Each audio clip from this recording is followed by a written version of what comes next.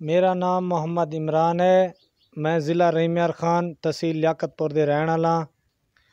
मैं ते ज़िला जैलम बनी गड़माले अरतास रोड मलिक खान दे पट्ठे ते मेहनत मजदूरी करदा। इत्थे मेहनत मजदूरी करन आया। इत्थे मेरी घरवाली, मेरी वाइफ ते मेरी बच्ची नूं अगवा करके लै गए। मैं FIR भी कटाई है सदर थाने ते। FIR भी कटाई है, मेरी कोई नहीं सुनी जा रही।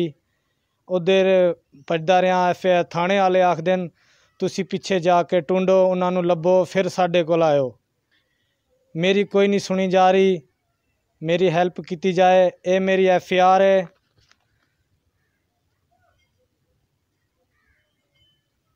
मेरी 2.5-3 साल दी बच्ची है ते मैं अपनी बच्ची नूं, अपनी वाइफ नूं ढूंढन लगा। धर दे धक्के खान लगा। मेरी सुनाई नहीं हो रही।